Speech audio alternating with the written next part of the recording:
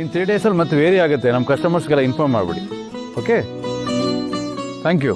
ಅಪ್ಪ ವಿನಯ್, ಏನಪ್ಪ? ಅಪ್ಪ ನಿಮ್ಮ ಹತ್ರ ಏನೋ ಒಂದು ಕೇಳಬೇಕಿತ್ತು. ನನ್ನ ಹತ್ರ ಕೇಳೋದಕ್ಕೆ ಸಂಕೋಚ ಯಾಕಪ್ಪ? ಏನಪ್ಪ? ಅಪ್ಪ ನನಗೊಂದು 10 ಲಕ್ಷ ರೂಪಾಯಿ ಬೇಕಿತ್ತಪ್ಪ. 10 ಲಕ್ಷ ರೂಪಾಯಿನಾ?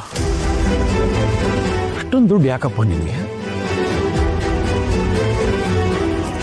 ಅದು ನನ್ನ ಫ್ರೆಂಡಿಗೆ ಏನೋ ಎಮರ್ಜೆನ್ಸಿ ಆಗಿದೆ.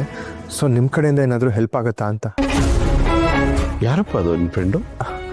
ಅಪ್ಪ ಅದು ಮಗನೇ, ಒಬ್ಬ ತಂದೆ ತನ್ನ ಮಗನ ತುಂಬ ನಂಬುತ್ತಾನೆ ಅಂದರೆ ಆ ನಂಬಿಕೆನ ಉಳಿಸ್ಕೊಳ್ಳೋದಕ್ಕೆ ಆ ಮಗ ತುಂಬ ಶ್ರಮ ಪಡಬೇಕು. ದಿನನಿತ್ಯ ಅದನ್ನು ಕಾಪಾಡ್ಕೊಳ್ಳೋದಕ್ಕೆ ಒದ್ದಾಡ್ತಾ ಇರಬೇಕು.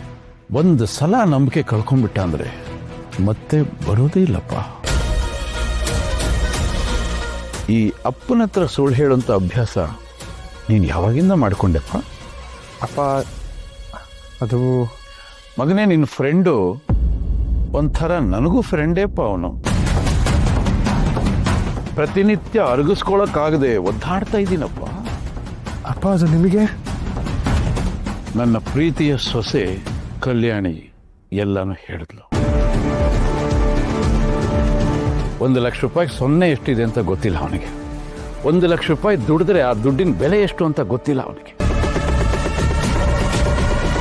10 ಲಕ್ಷ ರೂಪಾಯಿ ಸುಲಭವಾಗಿ ಪಡ್ಕೊಳ್ಳೋದಕ್ಕೆ ಅಣ್ಣನ ಮುಖಾಂತರ ಸಂದೇಶ ಕಳಿಸಿದಾನಲ್ಲ ಅವನು. ನೀನು ಕೂಡ ಇಂಥ ಅಪ್ಪನ ಹತ್ರ ಸುಳ್ಳು ಹೇಳಿ 10 ಲಕ್ಷ ರೂಪಾಯಿ ಇಸ್ಕೊಂಡು ಅವನಿಗೆ ಕೊಡ್ತಾ ಇದೆಯಲ್ಲ. ನಾನು ಕೊಡೋದಿಲ್ಲ. ಅಪ್ಪ ಪ್ಲೀಸ್ ಅಪ್ಪ. ವಿನಯ್, ನೊಣಕ್ಕೂ ಜೇನು ನೊಣಕ್ಕೂ ವ್ಯತ್ಯಾಸ ಏನು ಗೊತ್ತಾ?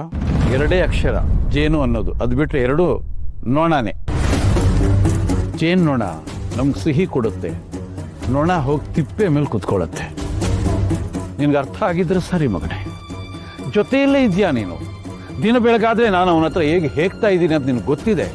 ನಿನ್ನ ಶ್ರಮ ನನ್ನ ಶ್ರಮನ ತಗೊಂಡು ಹೇಗೆ ವ್ಯರ್ಥ ಮಾಡ್ತಿದ್ದಾನೆ ಅನ್ನೋದು ನಿನಗೆ ಗೊತ್ತಿದೆ. ಅವನು ಪರ ವಹಿಸ್ಕೊಂಡು 10 ಲಕ್ಷ ರೂಪಾಯಿ ಕೇಳ್ತಾ ಇದೆಯಲ್ಲಪ್ಪ ನೀನು.